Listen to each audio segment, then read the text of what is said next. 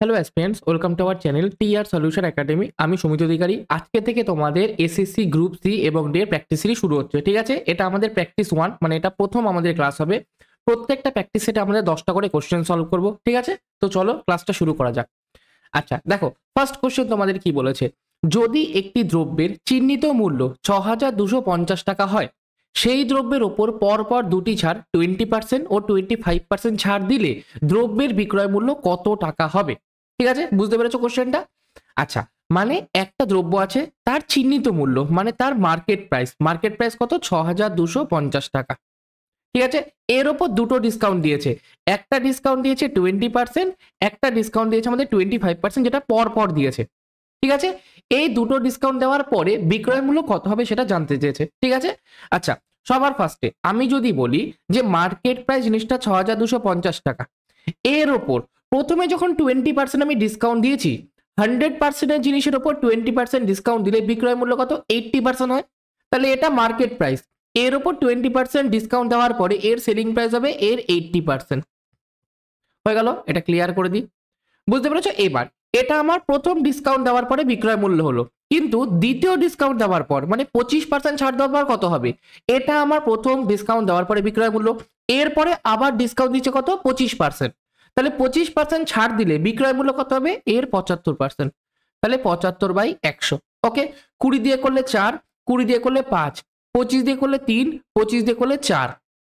ওকে, এবার 4 4 ক্যান্সেল হয়ে গেল, 4 দিয়ে কাটলে 5 দিয়ে কাটলে 5 1 12, 5 2 10, 5 5 25, 0, 1250। তাহলে 1250-এর সাথে এদিকে এই যে তিনটা গুণ হয়ে গেল, তাহলে কত? 0 3 5 15, 1 3 12 36, আর একে কত? 37। 3750 টাকা আমার বিক্রয় মূল্য, মানে 3 নাম্বার অপশনটা কারেক্ট অ্যান্সার। ঠিক আছে, 6250 টাকা জিনিসের উপর 20% ও 25% ছাড় দিলে দ্রব্যটির বিক্রয় মূল্য হবে 3750 টাকা। ওকে ওকে, চলো নেক্সট কোশ্চেন। আচ্ছা, যেহেতু এটা রেকর্ডেড ক্লাস, আমি বলে দিচ্ছি প্রত্যেকে ক্লাসটাকে পজ করে, মানে ভিডিওটাকে পজ করে নিজেরা অবশ্যই একবার অঙ্কটা সলভ করার চেষ্টা করবে। ঠিক আছে, যেটাই তোমাদের অ্যান্সার আসুক না আসুক সেটা অবশ্যই কমেন্টে একবার জানাবে। ওকে, আর যারা যারা ক্লাসটা করছো প্রত্যেকে ক্লাসটাকে একবার লাইক করে দেবে, চ্যানেলে যদি প্রথমবার হয়ে থাকো চ্যানেলটাকেও একবার সাবস্ক্রাইব করে দেবে। ঠিক আছে, নেক্সট, এ একটি কাজ 10 দিনে এবং বি ওই কাজটি 15 দিনে করতে পারে। তারা একত্রে কাজটি করলে কত দিনে কাজটি শেষ হবে? আচ্ছা, দু রকম ভাবে করা যায়। দেখো, সবার ফার্স্টে যখন ছোট ছোট নাম্বার থাকবে, 10 আর 15 আছে, তখন একটা নর্মাল ফর্মুলা যদি করি আমাদের সুবিধা হয়। যেমন যদি আমরা বলি, ধরো এ একটা কাজ এক্স দিনে করেছে, বি ওই কাজটা ওয়াই দিনে করেছে, তাহলে এ আর বি মিলে ওই কাজটা কত দিনে করবে? নর্মালি দিন সংখ্যার গুণফল বাই তাদের যোগফল। এটা গেল সাধারণ একটা ফর্মুলা। ঠিক আছে, শর্ট ট্রিকও তোমরা বলতে পারো। ঠিক আছে, আচ্ছা এখানে বলেছে এ 10 দিনে করে, বি আমার করে কত? 15 দিনে। তাহলে দুজনে মিলে কত দিনে করবে? এ প্লাস বি কত দিনে করবে? 10 ইন্টু 15 বাই আমার 10 যোগ 15। তাহলে কত হবে? 10 ইন্টু 15 বাই 10 আর 15-তে 25, 5 দিয়ে 5 5 25, 5 দিয়ে 3 5 15, 5 দিয়ে 5 দুগুণি 10। তাহলে 3 দুগুণি কত? 6 দিনে করে। 6 দিন মানে বি অপশনটা সঠিক উত্তর। আচ্ছা, অনেকে বলে না আমি টোটাল ওয়ার্ক দিয়ে করব, এফিসিয়েন্সি বের করে করব। তাহলে দেখো, ফার্স্টে 10 আর 15 লসাগু বের করব, কত হয়? 30। তাহলে 30টা হয়ে গেল টোটাল ওয়ার্ক। 10 দিনে 30টা কাজ করে, তাহলে একদিনে 3টে কাজ করে। 15 দিনে 30টা কাজ করে, তারপরে একদিনে 2টো কাজ করে। এ একদিনে 3টে কাজ করে, বি একদিনে 2টো কাজ করে। তাহলে এ আর বি মিলে একদিনে কটা কাজ করবে? 3 আর 2 5টা কাজ করবে।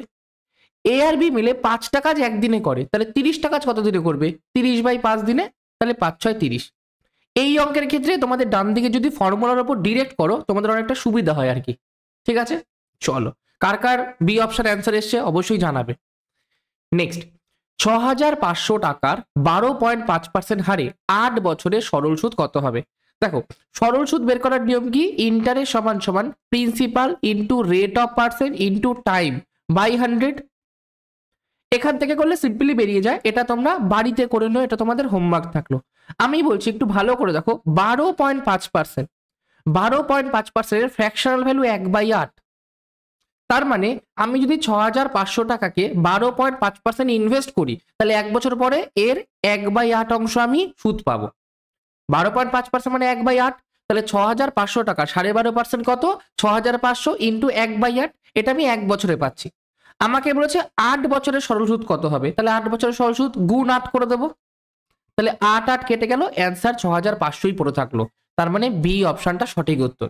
যদি 6500 টাকাকে 12.5% হারে 8 বছরের জন্য আমি বিনিয়োগ করি কোথাও, তাহলে সুদ বাবদ বা সরল সুদ আমি কত পাবো, 6500 টাকা সরল সুদ পাবো বা ইন্টারেস্ট পাবো। প্রত্যেকের ক্লিয়ার আছে? কারোর যদি কোনো কনফিউশন হয় অবশ্যই কিন্তু কমেন্টে জানাবে যে এই কোশ্চেনে আমাদের প্রবলেম ছিল। ঠিক আছে, চলো নেক্সট কোশ্চেন। একটি আয়তক্ষেত্রের দৈর্ঘ্য 12 সেন্টিমিটার এবং প্রস্থ দৈর্ঘ্যের 25% হলে তার ক্ষেত্রফল কত বর্গ সেমি হবে? ঠিক আছে, চলো দেখো, একটা আয়তক্ষেত্র আছে, এর কি বলে দিয়েছে, দৈর্ঘ্য, দৈর্ঘ্য কত 12, প্রস্থ বলে দিয়েছে দৈর্ঘ্যের 25%। আচ্ছা, দৈর্ঘ্য যদি 12 হয়, এর 25% কত, ইন্টু 25/100, 25 দিয়ে করলে 25 একে 25, 4 25 100, 4 দিয়ে করলে 3 4 12, তাহলে কত, 3 1 3, তাহলে প্রস্থ হয়ে গেল 3, দৈর্ঘ্য হয়ে গেল 12, প্রস্থ হয়ে গেল 3, তাহলে ক্ষেত্রফল এরিয়া সমান সমান কি, দৈর্ঘ্য গুণ আমার প্রস্থ, তাহলে 3 বারং কত, 36 বর্গ সেন্টিমিটার, মানে বি অপশনটা কারেক্ট অ্যান্সার। ক্লিয়ার? চলো নেক্সট কোশ্চেন।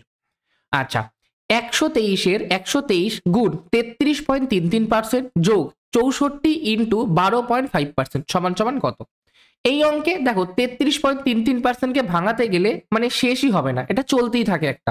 তো এই জন্য তোমার এর ফ্র্যাকশনাল ভ্যালু জানতেই হবে। যেমন 33.33 এত পার্সেন্টের ফ্র্যাকশনাল ভ্যালু 1/3। আরেকটা বলে দিচ্ছি, 66.66% এর ফ্র্যাকশনাল ভ্যালু 2/3। আর 12.5%-এর ফ্র্যাকশনাল ভ্যালু একটু আগে আমি বললাম কত, 12.5% 1/8। এইবার দেখো অঙ্কটা খুব সোজা। কেন? ফার্স্ট আছে 123, তারপরে গুণ আছে 33.33% মানে 1/3 হয়ে গেল, তারপরে যোগ আছে 64, তার 12.5%, 12.5% মানে 1/8।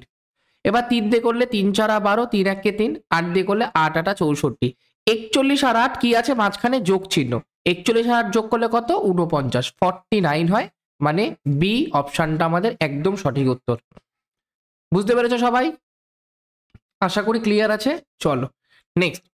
যদি a is to b সমান সমান 4:5 এবং b is to c সমান সমান 15:16 হয়, তাহলে a is to c সমান সমান কত? আচ্ছা, এখান থেকে অনেকে b এর ভ্যালু সমান করেও করতে পারো, আবার অন্য প্রসেসও করতে পারো। b এর ভ্যালু সমান মানে a is to b is to c আছে, তো a is to b 4:5 আছে আর b is to c 15:16 আছে, তাহলে এক জায়গায় 5 আছে এক জায়গায় 15 আছে, এটা হতে পারে না। তাহলে দুটোকেই আমি 5 আর 15কে সমান করব। কি করে সমান করব? 5 আর 15 লসাগু করব, কত হয়, 15, তাহলে সব জায়গায় 15 আনবো। নিচে তো 15 আছেই, এই জন্য এটাকে চেঞ্জ করব না, আমি ওপরেরটাকে 15 আনবো, মানে 3 দিয়ে গুণ করব পুরোটাকে। যে কোনো রেশিওর ক্ষেত্রে একটা নাম্বারকে গুণ করা যায় না, কিন্তু দুটোকেই গুণ করতে হয়। তাহলে 3 4 12 ইস্টু 3 5 15 বেরিয়ে গেল। তাহলে এখান থেকে যদি আমি a is to b is to c বলি, 12 ইস্টু 15 ইস্টু 16। আমাকে বলতে চেয়েছে শুধু a ইস্টু c, a কত আছে 12, c কত আছে 16, 4 দিয়ে 3 4 12, 4 দিয়ে 4 4 16, 3:4, মানে কোনটা, সি অপশনটা সঠিক উত্তর। এটা শুধুমাত্র তোমাকে কনসেপ্ট বোঝানোর জন্য বললাম। এই অঙ্কে উইদিন এ সেকেন্ড তোমার অঙ্কটা হয়ে যায়। কি করে হয়? a ইস্টু c মানে a by c, a by c কে আমি a by b into b by c বলতে পারি, b b কেটে গেল, a বাই b মানে 4/5 আছে, আর b বাই c মানে 15/16 আছে। কাটাকাটি করব, 5 দিয়ে 3 5 15, 4 দিয়ে 4 4 16, তাহলে 3/4, আর 3/4 মানে কত আমাদের, 3:4। ক্লিয়ার? তাহলে a টু c কত হয়ে গেল, 3:4। আচ্ছা, নেক্সট কোশ্চেন কি বলেছে, একটি দ্রব্যকে 1200 টাকায় বিক্রি করলে 25% লাভ হয়। যদি দ্রব্যটিকে 1056 টাকায় বিক্রি করা হয়, তাহলে কত শতাংশ লাভ হবে? দেখো, কোনো জিনিসের ওপর 25% লাভ হয়েছে, একটা 100% টাকার জিনিস আছে, তার উপর 25% লাভ হয়েছে, তাহলে বিক্রয় মূল্য কত, 125% হবে। তাহলে 1200 টাকা মানে ওই দ্রব্যের 125%-এর ভ্যালু। তাহলে 1 টাকা মানে ওই দ্রব্যের 125/1200%-এর ভ্যালু। তাহলে 1056 টাকা মানে ওই দ্রব্যের 125/1200 ইন্টু 1056%-এর ভ্যালু।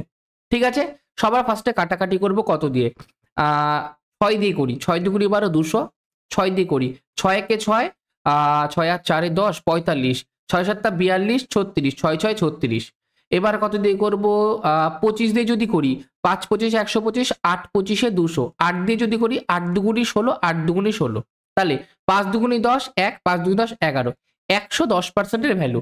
একটা দ্রব্যকে আমি যদি 110%-এ বিক্রি করি তাহলে লাভ কত হচ্ছে, একটা দ্রব্য সবসময় নিজে 100% হয়, আর সেটাকে আমি 110%-এ বিক্রি করেছি, তাহলে এটা 100-র থেকে কত বড়, 10% বড়, তাহলে 10% আমার লাভ হয়েছে। বি অপশনটা আমার সঠিক উত্তর। ক্লিয়ার? চল নেক্সট। এ একটি কাজ 12 ঘন্টায় করতে পারে, বি ওই কাজটি এ এর দ্বিগুণ দিনে করতে পারে, তাহলে তারা একসাথে করলে কাজটি কত দিনে শেষ করবে? ওই যে প্রথম অঙ্কটার মতো, মানে একটু আগে যেটা করলাম ওরকম, যে এ একটা কাজ 12 দিনে করে, বি ওই কাজটা এ এর দ্বিগুণ দিনে করে, মানে 24 দিনে করে। এ একটা কাজ 12 দিনে করে, বি একটা কাজ 24 দিনে করে, তাহলে তারা একসাথে করলে কত দিনে করবে? দুটোর দিন সংখ্যা বলেছি গুণ করব, বাই তাদের যোগ করব। তাহলে 12 ইন্টু 24 বাই আমার কত, 12 আর 24 36, 12 দিয়ে 3 12 36, 3 দিয়ে 3 8 24, তাহলে 8 দিন। বি অপশনটা সঠিক উত্তর। ক্লিয়ার? চলো নেক্সট। 5/12, 15/22, 25/31 এর লসাগু কত? আমার কাছে আছে 5/12, কমা আছে 15/22, কমা আছে 25/31, এর লসাগু জানতে চেয়েছে। লসাগু মানে যখন কোনো ভগ্নাংশের লসাগু বা গসাগু বের করি, সবার আগে তোমার কাজ কি, কি বের করতে বলেছে দেখবা, লবগুলোর সেটা করবা। এখানে লসাগু বলেছে লব আছে 5, 15 আর 25, 5, 15 আর 25 এদের আমরা কি করব, লসাগু মানে এলসিএম। আর যেটা জানতে চাইবে না হরগুলোর সেটা করবা। এখানে গসাগু জানতে চাইনি, তাহলে নিচের গুলোর আমি গসাগু করব, 12 22 31 এর গসাগু। ফার্স্ট এটা লসাগু করে নি 5 দিয়ে, 5 1 5, 3 5 15, 5 5 25, আর যাবে না, তাহলে কত হবে, 3 5 15, 5 15 75, ওপরে হয়ে গেল 75, ভাগ নিচে 12 22 31 এর গসাগু কত? দেখো 12 আর 22 তো 2 দ্বারা ভাগ যায়, 31 2 দ্বারা ভাগ যায় না, তাহলে গসাগু কত, 1 হবে। তাহলে 75/1 মানে অ্যান্সার 75। তাহলে কোনটা কারেক্ট অ্যান্সার? 1 নম্বর অপশনটা সঠিক উত্তর, যে এদের লসাগু হবে আমাদের 75। ক্লিয়ার? চলো আজকে লাস্ট কোশ্চেন। কি বলেছে, 4টি সংখ্যার গড় 12, একটি সংখ্যা যোগ করলে গড় 13 হয়, 13 হয়ে যায়, ঠিক আছে, একটি সংখ্যা যোগ করলে গড় 13 হয়ে যায়, তাহলে নতুন সংখ্যাটি কত? আচ্ছা 4টি সংখ্যার গড় আমার 12, তাহলে যদি আমি 4টি সংখ্যার সমষ্টি বের করি সাম, সেটা কত হবে, গড় ইন্টু সংখ্যা, মানে 4 12 48। এইবার এখন আমার 5টা সংখ্যা হয়ে গেছে, 5টা সংখ্যার গড় আমার 13 হয়ে গেছে, তাহলে 5টা সংখ্যার সমষ্টি কত হবে, 5 গুণ আমার 13, মানে 5 13 65। আচ্ছা 4টে সংখ্যার সাথে একটা সংখ্যা যোগ করি তো 5টা সংখ্যা পেয়েছি, তাহলে 48-এর সাথে আমি যদি 5 নাম্বার সংখ্যা x ধরছি, 5 নাম্বার সংখ্যা যেটা নতুন সংখ্যা, সেটা যোগ করলে আমি পাচ্ছি কত, 65। তাহলে x এর ভ্যালু কত, 65 মাইনাস 48, 48 আর 2 50 আর 15-তে 65, 15 আর 2 কত, 17, তাহলে নতুন সংখ্যাটা হয়ে গেল 17, মানে সি অপশনটা সঠিক উত্তর। ঠিক আছে, এটা গেল সমষ্টি বের করে। আমি যদি সমষ্টি না বের করে একটু ছোট করে করতে চাই, তাহলে কিভাবে করতাম, দেখো 4টি সংখ্যার গড় আমার 12, 5টা সংখ্যার গড় আমার 13, 4টি সংখ্যার গড়ের থেকে 5টা সংখ্যার গড় কত বেড়েছে, 12 থেকে 13, 1 আমার বৃদ্ধি পেয়েছে, 1 আবার 5টা সংখ্যার গড়ে বৃদ্ধি পেয়েছে, তাহলে সমষ্টিতে কত বৃদ্ধি পাবে, 5 1 5 বৃদ্ধি পেয়েছে, সমষ্টিতে আমার 5 বৃদ্ধি পেয়েছে। এবার যদি নতুন সংখ্যাটা আগের গড়ের সমান হতো, মানে যদি নতুন সংখ্যাটা 12 হতো, আমার গড়ে কিচ্ছু চেঞ্জ হতো না, কিন্তু গড়ে চেঞ্জ হয়েছে, সমষ্টিতে আমার 5 বেড়েছে, তাহলে এই 5টা কোথা থেকে আসলো, নিশ্চয়ই নতুন সংখ্যাটা নিয়ে এসেছে 5টা, তাহলে নতুন সংখ্যা 12 তো নিয়ে এসেছে, তার সাথে 5 এক্সট্রা নিয়ে এসেছে, মানে 17 নিয়ে এসেছে। তাহলে সঠিক উত্তর কোনটা, সি অপশনটা কারেক্ট অ্যান্সার। বুঝতে পেরেছো? আশা করি ক্লিয়ার আছে। যদি কোনো সমস্যা হয় অবশ্যই আমাকে কমেন্টে জানাতে পারো। ক্লাসটা যারা যারা করেছো প্রত্যেকের কাছে রিকোয়েস্ট যে ক্লাসটাকে অবশ্যই লাইক করে দেবে। চ্যানেলে যারা যারা প্রথমবার এসছো অবশ্যই চ্যানেলটাকে একবার সাবস্ক্রাইব করে দেবে। ঠিক আছে, আজকের জন্য এইটুকুনি, চলো টাটা বাই।